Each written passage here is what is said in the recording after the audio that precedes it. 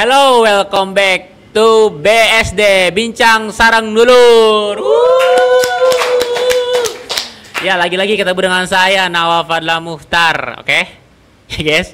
Ya, kali ini nih guys ya, kita akan membahas tentang industri kreatif.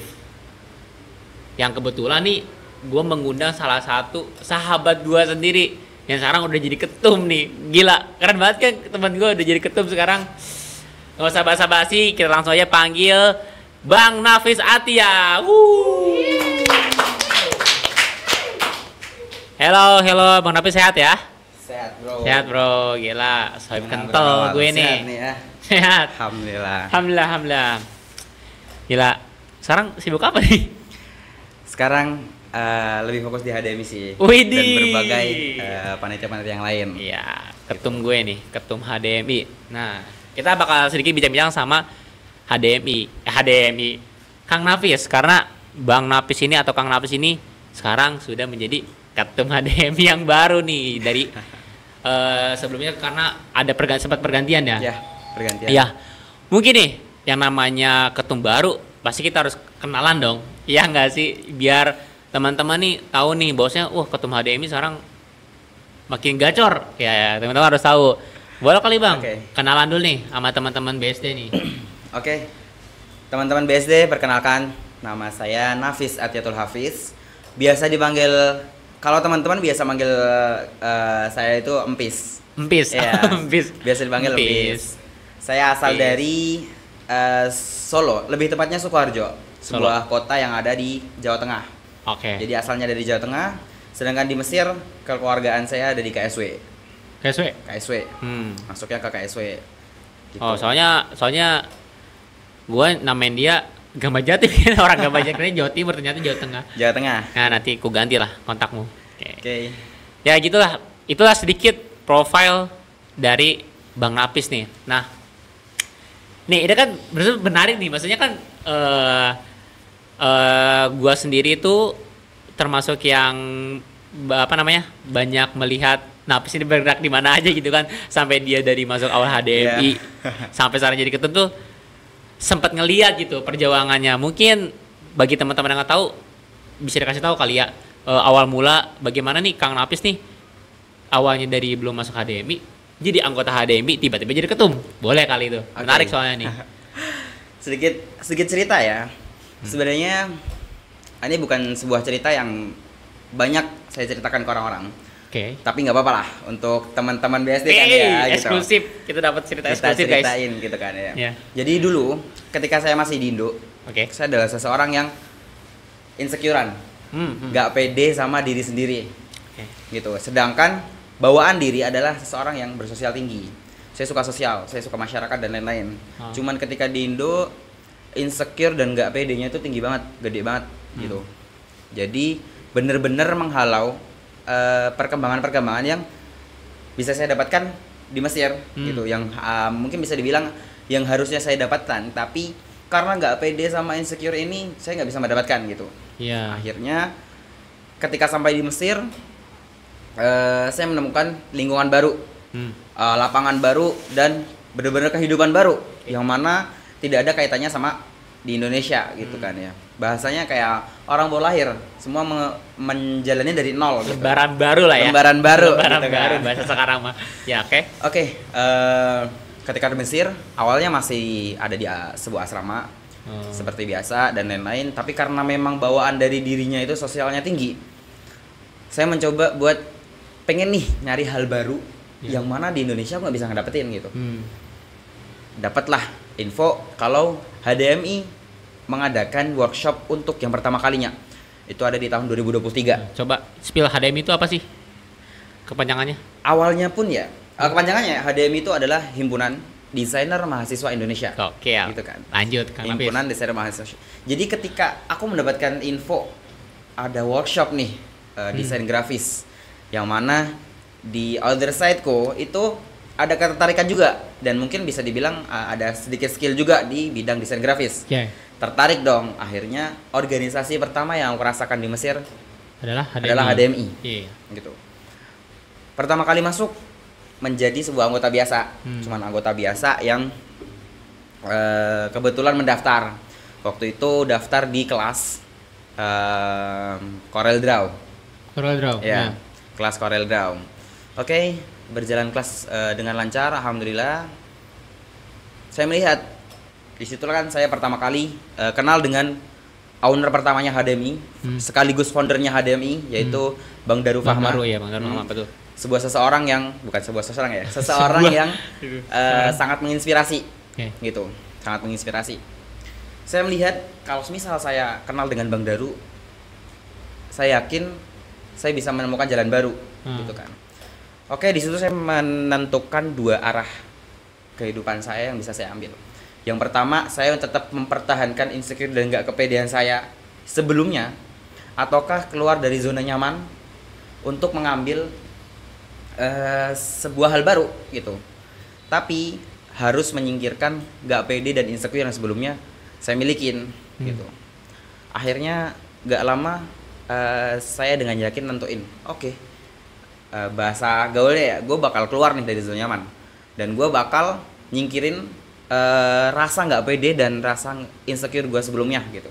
Akhirnya oke, saya ambil aktif di HDMI itu mulai ketika Bang Daru butuh pemateri aplikasi Pixlab, pemateri yang memang khusus untuk di Pixlab gitu. Saya kenalkan dengan pematerinya yang kebetulan saya juga punya kenalan yang memang expert di bidang Pixlab. Disitulah muamalah saya pertama dengan Bang Daru hingga akhirnya bersamai Bang Daru dengan berbagai hal, berbagai rintangan. Banyaklah pengalaman-pengalaman dengan Bang Daru gitu. Dengan menjaga loyalitas akhirnya dan pengalaman-pengalaman yang kita bukan kita punya ya. Kita jalani bareng. Yang antara aku dan dengan saya dan Bang Daru ini akhirnya dipercayalah menjadi seseorang yang melanjutkan perjuangan beliau di HDMI ini. Gitu ceritanya. Iya. Jadi emang bukan atas dasar tiba-tiba jadi aja, tapi ternyata emang udah banyak pengalaman yang dipelajari di HDMI itu sendiri ya. Nah, ini ngomong-ngomong terkait pembelajaran HDMI, kita tahu lah di zaman sekarang ini udah banyak maksudnya konten kreator ya, macam-macam, mulai dari yang A sampai Z modelnya banyak. Nah, tapi kan itu kan apakah dengan banyaknya itu bisa membuat kita survive nggak sih dari konten kreator ini, atau misalnya minimal membuat kita atau membangun personal branding kita lah si kreatif ini?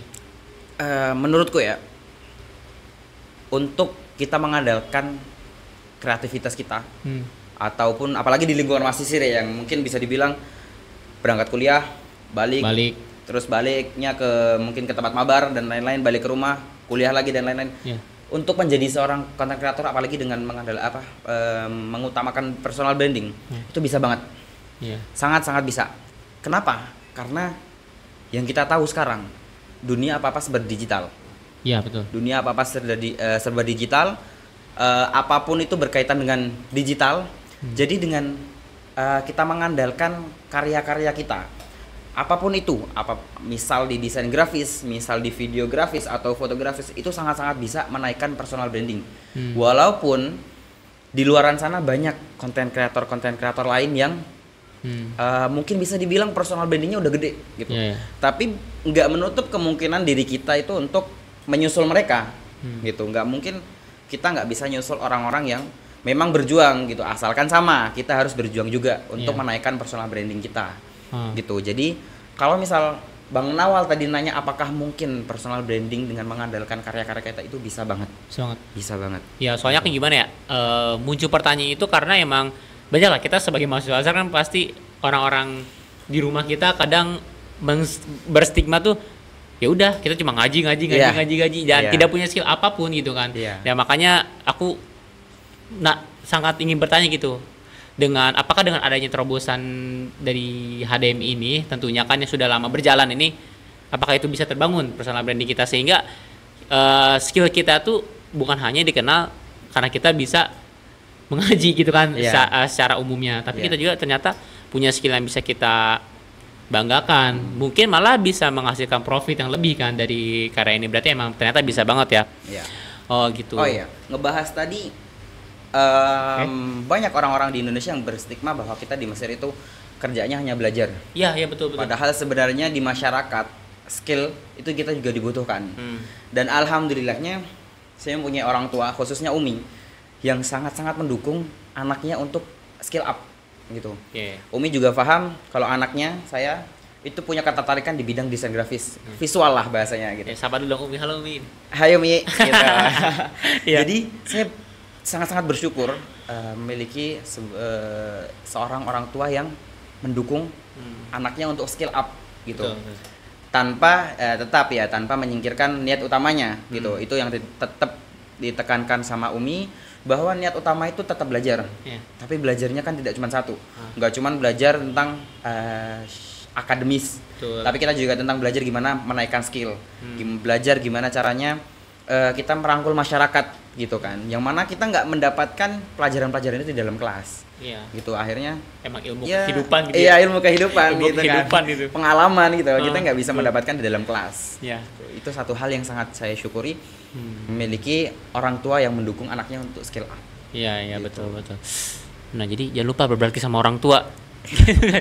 Nah, tadi kan Bang Nafis ini sempat menyinggung ya bahwasanya Bang Nafis ini bisa seperti ini tuh berangkat dari sebuah keinsecurean. Nah, mungkin bisa lah kasih tips-tips sama teman-teman BSD dan juga yang lainnya, bagaimana sih untuk berhenti, bukan berhenti ya, untuk meminimalisir insecure itu, untuk bisa mencapai apa berarti sebetulnya merubah pola pikir atau mindsetnya. Iya, supaya gitu, kita tuh bisa lebih menambah kualitas diri seperti Bang Nafis sekarang gitu. Iya.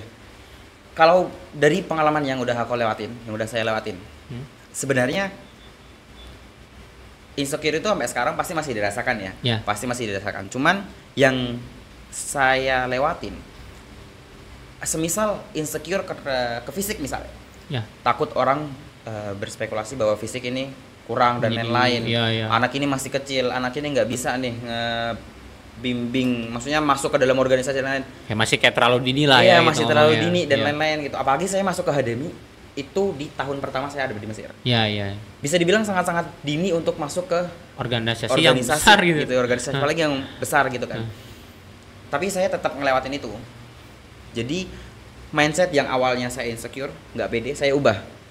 Dan ternyata setelah melewati itu semua, saya bisa menyimpulkan sebenarnya orang itu nggak berpikiran seperti itu kepada kita. Yang seperti itu tuh hanya pikiran kita. Kita sendiri sebenarnya yang takut sama diri sendiri, bukan orang yang berspekulasi kepada kita.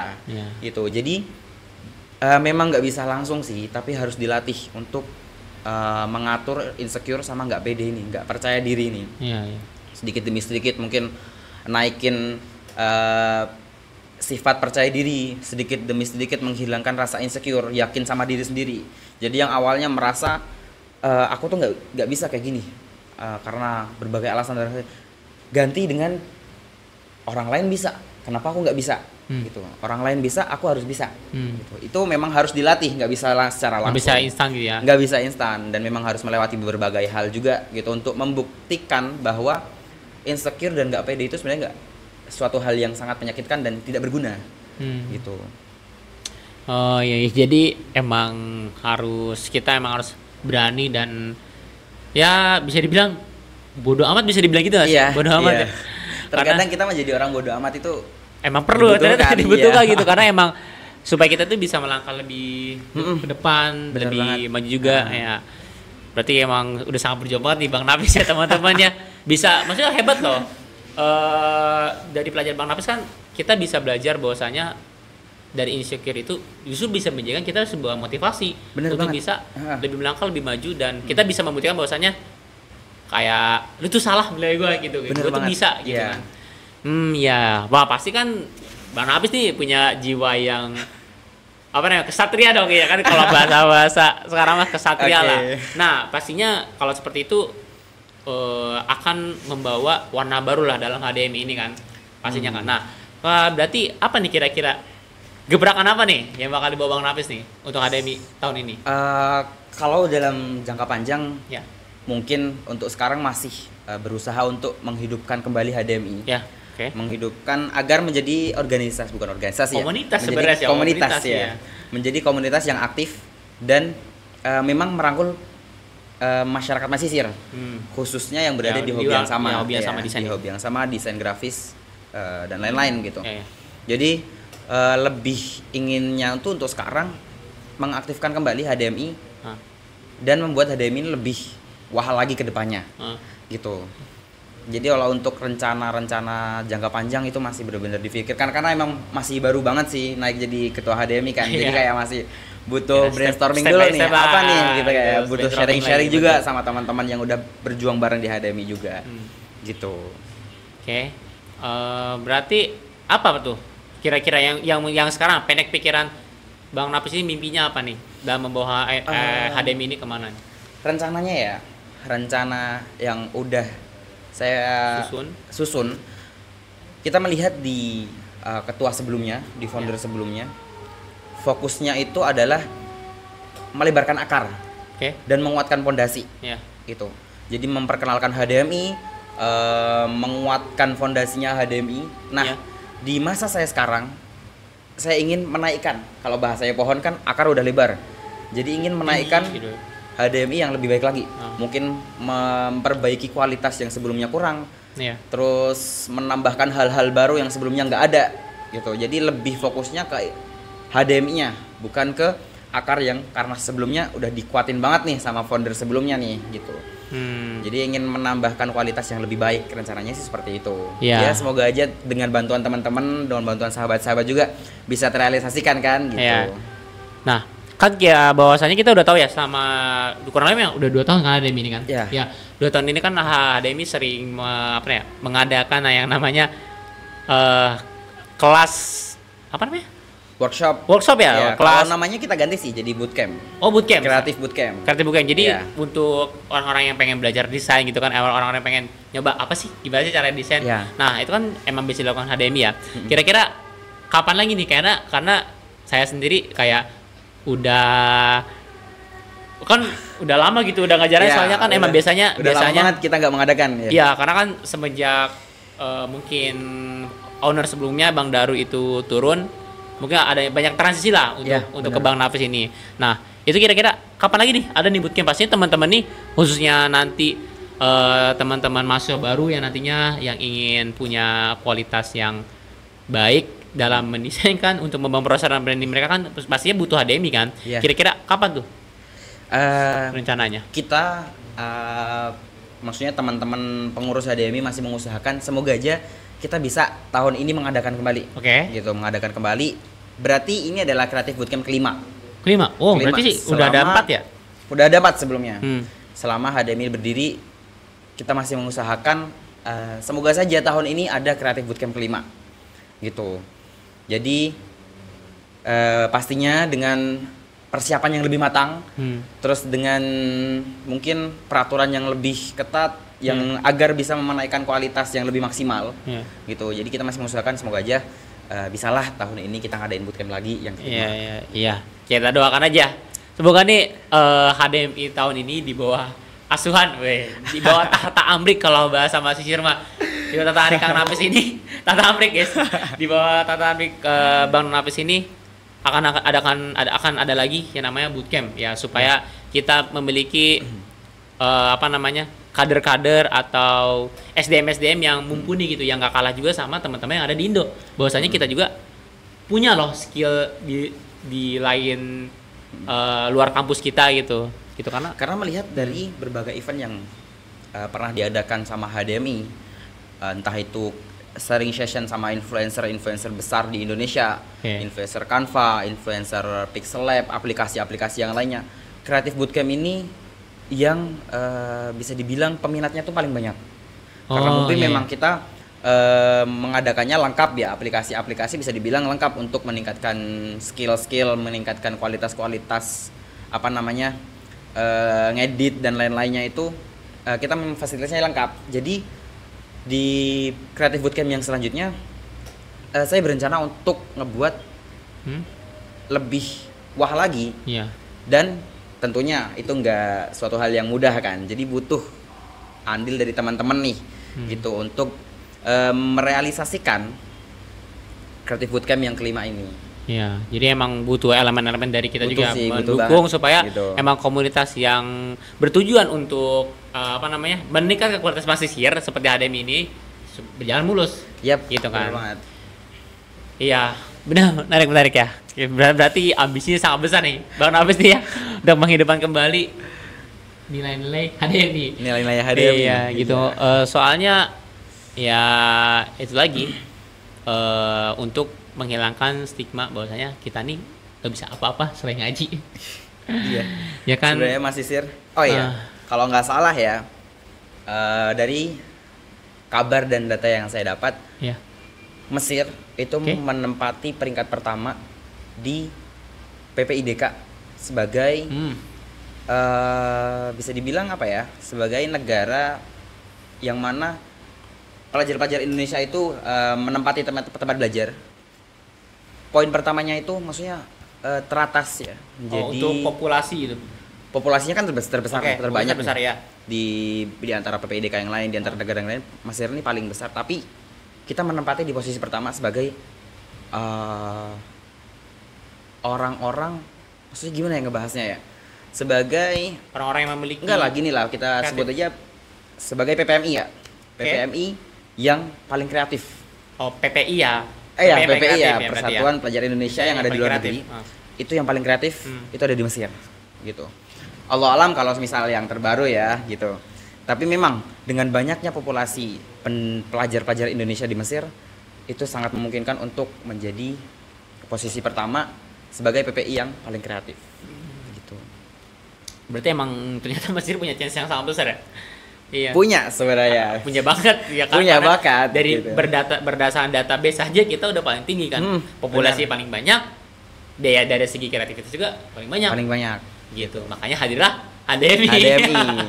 Semoga aja HDMI bisa merangkul semua gitu. Kreatif ini ya. Nah, gitu. Ya kan itu kan berarti kan HDMI ini udah punya pelebaran sayap yang sangat cukup banyak ya. Atau luas lah kita disebut. Soalnya sangat luas ya. Iya, kemarin juga sempat kan owner sebelum itu menjalin kerjasama dengan ADGI ya? Iya, apa? ADGI Asosiasi Desain Grafis Indonesia. Iya, kita juga sempat ada workshop gak sih itu HDMI itu? Kita belum sampai merealisasikan workshop dengan ADGI sih. Kita masih tahap kolaborasi. Oh, kolaborasi. Oh iya benar. Kolaborasi. Iya, ya mudah-mudahan sih kita bisa mencapai itu. HDMI ini bisa. Semoga saja ya. Karena ADGI itu termasuk organisasi yang kita masih mengusahakan untuk bisa berkolaborasi maksimal dengan HDMI. Gitu. Seperti yang kita tahu, namanya ADGI, Asosiasi Desain Grafis Indonesia, sebuah asosiasi yang bisa dibilang sangat besar di Indonesia dalam bidang kreativitas, gitu. Terutama di bidang desain. Iya, terutama di bidang desain. Sedangkan di Mesir, HDMI adalah organisasi desain grafis terbesar. Jadi kita masih mengusahakan semoga saja kedua organisasi besar di masing-masing tempatnya ini bisa berkolaborasi, gitu. Untuk memaksimalkan potensi yang SDM yang dimiliki Mas Sisir. Ya, kita doakan lah semoga nih HDMI bisa reach approach ke ADGI ya. Ya ADGI mohon ditonton videonya supaya nih bahwasanya kita tuh punya loh teman-teman diaspora nih atau teman-teman yang sedang belajar di luar negeri khususnya Timur Tengah nih ternyata punya popularitas yang tinggi. Iya, betul. Popularitas yang tinggi dan SDM yang sangat mind-blowing gitu. Mind-blowing banget. Ide-idenya. Itu. Jadi menarik ya. Jadi gitu ya, sekilas tentang HDMI juga terus warna baru yang bakal dibawa oleh Bang Nafis ya, kita doakan lah apa-apa rencana yang akan dilakukan oleh HDMI ini berjalan dengan lancar gitu ya. Amin. Ya, besar mungkin harapannya. Gitu aja kali Kang Nafis ya. Nanti kita cukup. Oh iya, sebelum kita tutup seperti biasa IG-nya dong Kang Nafis. Biar teman-teman nih supaya saya mau masuk HDMI langsung aja nih DM Kang Nafis nih. Kalau dari IG HDMI sendiri namanya adalah HDMI.Mesir. HDMI.Mesir. Ingatin di mana? Instagram ya? Di Instagram. Di Instagram, guys. Sedangkan kalau IG saya pribadi namanya NAVIS, Nafis, pakainya V ya, bukan F. Karena banyak Nafis yang pakainya F kan. V. Saya Nafis pakainya V_Atia. Oke. Gitu. Jadi bisa cari ya teman-teman. Follow aja, follow langsung buat tanya lebih lanjut. Ya kan misalnya pengen langsung belajar lah ke sepuhnya. Siapa nih? Bang Nafis. Ya udah langsung aja DM. Gas DM. Diterima nggak tapi nanti jadi muridnya? Murid nih. Gas ya? Boleh itu. Gas gratis. Gratis. Agak ragu ya. Gratis. Ditahan dulu, gratis tuh. Tapi insya Allah ini lu nih koncoku bro. Konco kental nih. Gratisan. Nanti kalau misalnya emang Bang Napis bilang nggak gratis, lapor aja sama Anik, gitu kan. Sama anak, sama saya. Terbuka, gratis insya Allah. Terbuka. Gitu. Enjoy. Ya, kita menerima hal-hal baru dari teman-teman sekalian juga. Nah, ya, pokoknya gitu. Bang Napis menerima semua orang yang ingin berkembang, betul nggak? Ya, bener banget. Betul lah. Kayak gitu. Oke, mungkin yang terakhir bolehlah kasih kata-katanya untuk teman-teman nih di sana, khususnya bagi para konten kreator gitu kan. Apa nih pesannya? Nah, kata-kata dari saya buat teman-teman yang mungkin seorang konten kreator atau seorang yang mulai memasuki di dunia yang lebih luas, yaitu ubah mindset kalian dari rasa insecure, rasa nggak percaya diri itu menjadi rasa yang ubah jadi motivasi sih lebihnya, motivasi untuk meningkatkan diri. Jadi yang awalnya mungkin kalian berpikir aku nggak bisa, aku nggak pantas, atau aku nggak cocok gitu kan ya, ubah menjadi aku bisa, aku pantas, dan ini bisa nih aku masukin, orang lain bisa dan aku harus bisa juga gitu. Jadi untuk teman-teman hilangin rasa insecure.